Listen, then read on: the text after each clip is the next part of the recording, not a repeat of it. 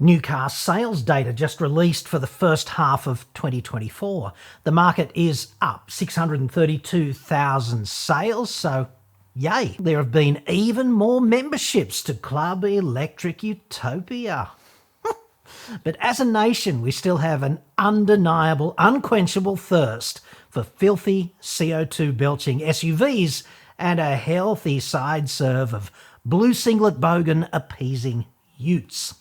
Even more hilarious and uplifting, plenty of car makers continued to poop their duds, so to speak, including Satan's official car maker, plus Volvo, Polestar, Jeep, and the quartet from the world's most criminally conspiratorial car maker. Join me now, while allegedly working from home perhaps, as we take some time out for much-needed self-amuse to celebrate those who have soiled the boardroom in this smelly fashion by failing to inflict as many of their dung boxes on the public as they promised head office they would on January the 1st.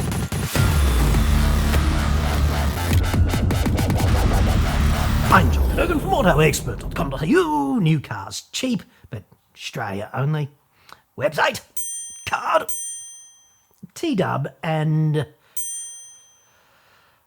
the Spice Girls at the Feral Chamber of Arsehole Industries has been working feverishly lately, dealing with the recent Tesla and Polestar tantrum incidents where they stormed out of the building in unison, nasty business, and they skipped off presumably to braid each other's hair independently in paradise. And Volkswagen's half tantrum at roughly the same time, where they left the building in a proper hissy fit, but still wanted, routine lobby group reach-around kind of services. And then, seemingly almost the next day, T-Dub was welcoming JAC and Burn Your Dingo into the Kingston Death Star, along with Isuzu trucks. So that's nice. The Dubster took time out of his normally quite busy schedule, remastering such things as Robin Gibb's cult classic Stayin' Alive, to cast his gimlet eye over the latest industry sales figures, and he bestowed the following valuable insights upon us. The end of the financial year has traditionally been a strong month for vehicle sales, and achieving 632,412 sales in just 6 months is a testament to the resilience of the market. Goody gumdrops, that's 8.7% up compared with the first half of 2023, tracking for 1.2 million sales and change by December the 31st perhaps. Oi, oi, frickin' oi, dude. Australia. But how about EVs?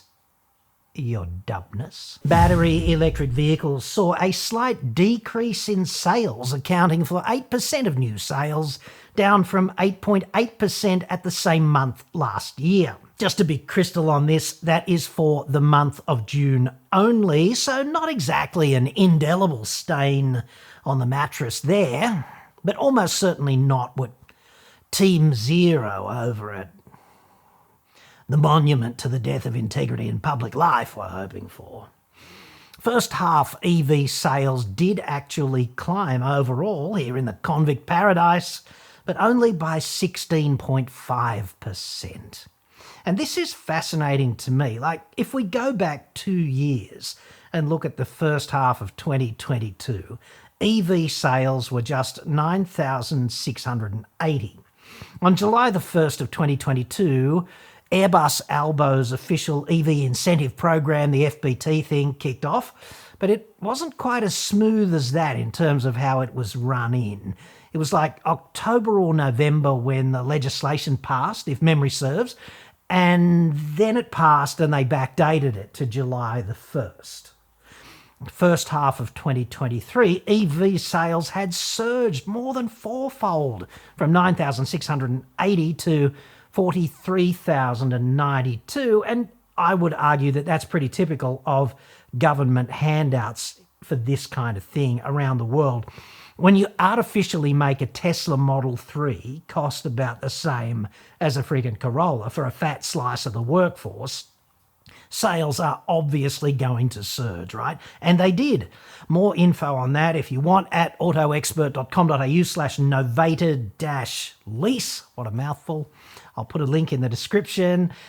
If an EV is right for you and you are a salaried employee, the government is poised to throw you a big fat wad of cash. And it would therefore be impolite of you not just to reach out and catch it, right? The devil here is, however, in the details, and you have to be bang on about it being right for you. So check the description, or you can click If I Remember, that card up there, which may or may not actually be up there, depending on the fallibility of my memory and the device upon which you are watching this. Looking at pre to post government handout for EVs, the surge has not been that sustained this year. Like, it's leveling out early, pretty clearly. 43,000 EV sales for the first half of 2023, which was the first actual half year that the legislation was properly in effect, seeing as the backdating thing obviously impacted sales in that last half of 2022.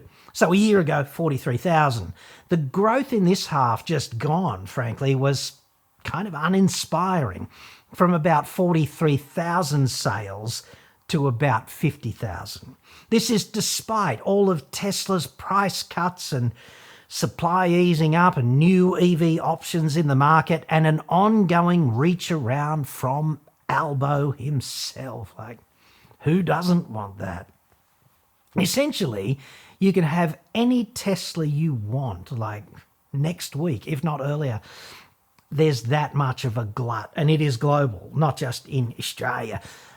Demand is limited, right? And there's just not an endless supply of EV buyers out there in Australia. This is just a fact. Tesla's market share dropped from 4.4% to 3.7% in that time. In Australia, when you compare the first half of 2023 to 2024, that's just what happened. That's a substantial drop. If Elon is such a freaking genius, how have Tesla's sales shat the duvet so profoundly down under, falling 9.6% in a market that climbed 8.7%? Riddle me that.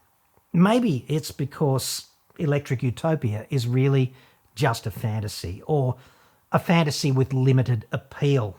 Perhaps we are at or near peak transition. We hope to break the significant milestone of 100,000 EV sales in 2024. A poignant closing remark there from the Dub.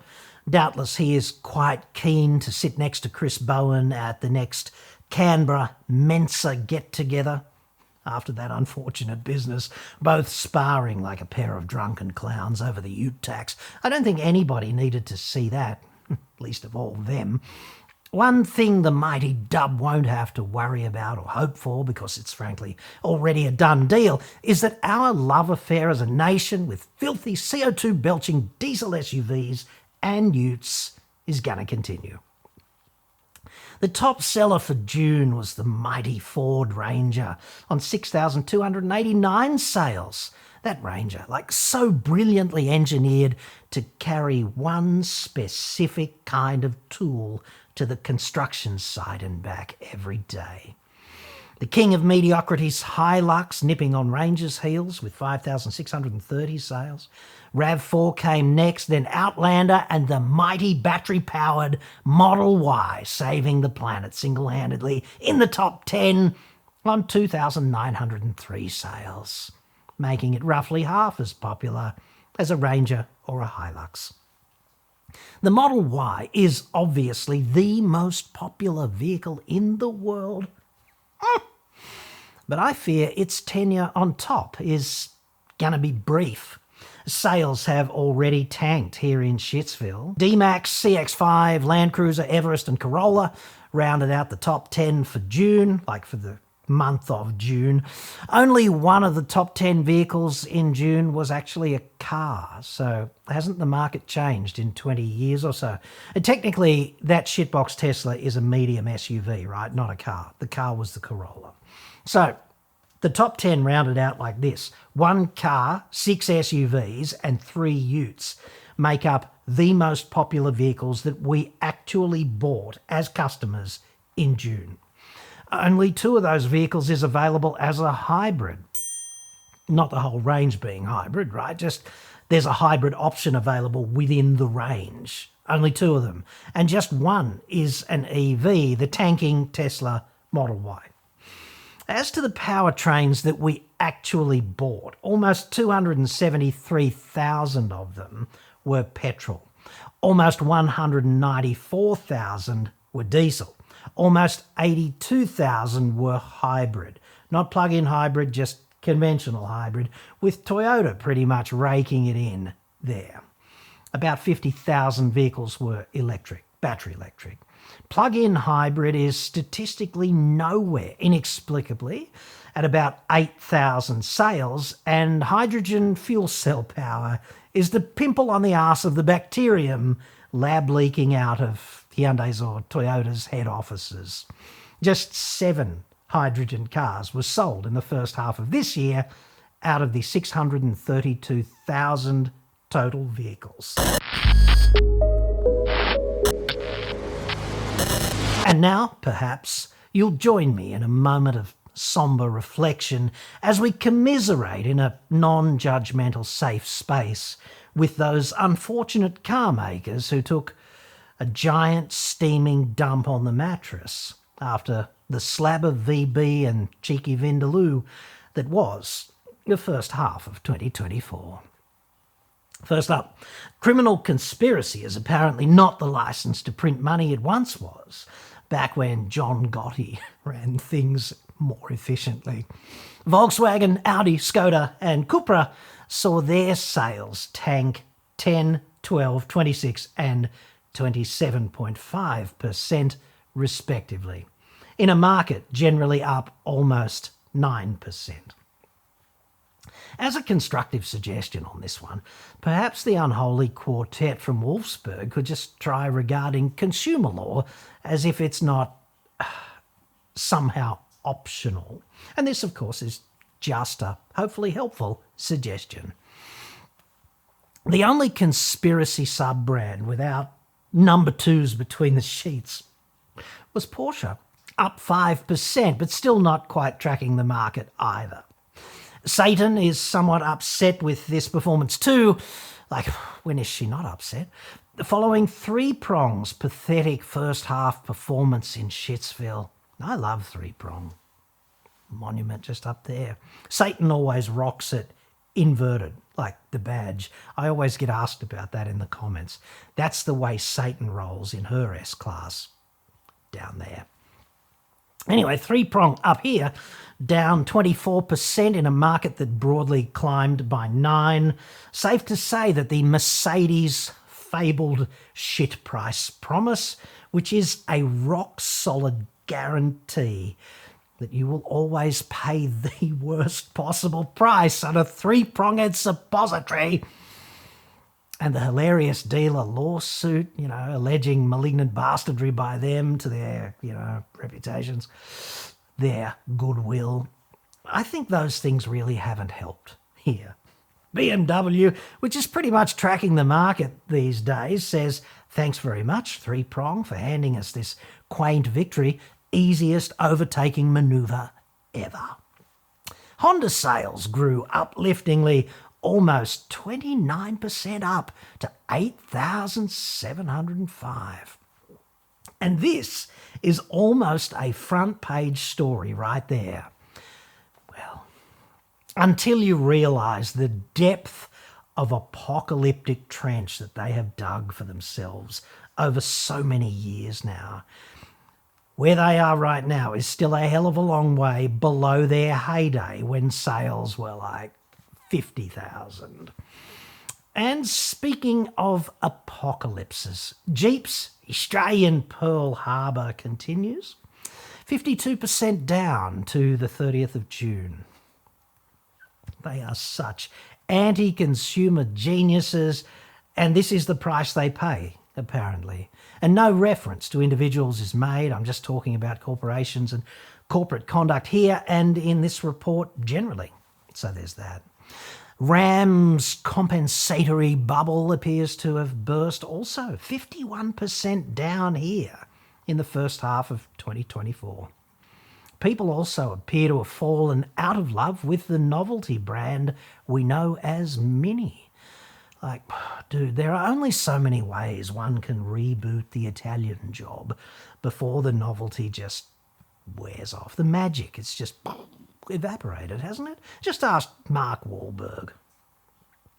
Mini was down 26% in a market up 8.7. LDV, 22% down. Meanwhile, GWM was 22% up. Cue the Twilight Zone theme on that, perhaps. Automotive IKEA and former Ford throwaway Volvo, 25% down. Something in the meatballs there pretty clearly. Fake Swedish Chinese EV maker and twisted Volvo half-breed Polestar has me a little bit confused, frankly. Official stats from T-Dub say 77% down. Like, way to go, dudes. But this could be in part or whole an artefact from the T-Dub tantrum in March and how the numbers were subsequently collated. So perhaps they're not quite that shit. High time, I think, for a few winners and grinners to close things off. Among the mainstream brands, Toyota, the king of mediocrity, is up a staggering 31.5%. And this is a remarkable achievement. Some would say astonishing. More than it seems at the outset, because the bigger the share, the harder it is, after all, to achieve growth in the double digits in a mature market of such discerning, beard-stroking bogan car buyers. Well done, Big T. Suzuki grew by 19%, and that Jimny is the most desirable off-road shitbox I want, but would never own. So well done, Suzuki. Mazda, they fell almost 4%, which is almost 13% off the pace when you consider ambient growth or your average growth of the market. Mitsubishi was up 28.5%. Thanks very much, Russell Coit, I suppose, and New Triton, obviously, which might have helped ever so slightly. Doubtless, it's the mating call, right, from the ad. I love marketing. Isuzu Ute up 27%. Clearly quite motivated to make hay before Bowen's Ute tax kills the brand here. That's going to be about 2 or 3 years out, unless Peter Dutton goes the full Bruce Banner and gets the greens and the teals to belt the joint with gamma rays, his preferred option. Ain't he unglamor rays? Remember that? Wrecking the town. You wouldn't like him when he's cranky, I'm tipping. Anyway, Ford, up 30%. The Ranger and the Everest are such bogan beacons. Ranger and Everest have become what HSV was to the Houso heartland of Australia. Credit where it's due for getting it absolutely on target. Like, Tom Cruise couldn't have done better in Top Gun Maverick. If only they weren't such anti-consumer assholes. Like Ford, not Tom Cruise or bogans. I love bogans, as you know, being one. Living the dream with my 5 ex-wives. 3 of them were lifetime members of Club Bogan, and they were the best ones. Burn Your Dalmatians was up 54%. And while we're down here, speaking of the CCP, MG dropped almost 8%, which when you think about it is like 17 or 18% off the pace, isn't it? While Cherry, the only brand actually named after a stripper, which is kind of brave, climbed 166%. Well done. I'd buy a car from a stripper. I'm funny like that. Finally, Hyundai and Kia, the Ginger and Marianne of South Korean automotive manufacturing, respectively, It's pretty safe to say Marianne is now officially on top and set to stay there. And I think I've seen that movie like once. Or perhaps it's just the psilocybin talking. It's hard to tell. Ginger shut the books on the first half of 2024 on 36,000 sales. But Marianne managed 41,000, I think. Ginger dropped 4% year on year, but Marianne climbed 5.5%. Both brands officially claim not to care at all about this kind of thing, like who's on top. And they do it with a straight face, which is absolutely fucking amazing. Well done. Hopefully, now, right at the very end, as my kids used to say, hopefully I've offended you with this report in some way. There's a little outrage starter for everyone in this one, I think. I've tried to fit one in, as much as possible, humanly anyway. Thump the keyboard with your elbows, dude, like I double dead dingoes dong a dare you. And failing that, just thumb the damn keyboard to death. Sometimes whole words can come out of this practice, occasionally, very occasionally, even in complete sentences. You'll never know if you don't have a crack. Being outraged is useless if you don't tell other people. For everyone else, the non-outraged among you, like, try harder, but a conundrum for you, okay? Multiple choice. Ginger, Marianne, or Ellie Mae, okay? It was easy, right? Right? It was, right up to the point where I said Ellie Mae. And now you're sitting there and you're bleeding from the ears because you can't decide, can you? Like, you're most welcome, dude. Let me know who it is in the comments.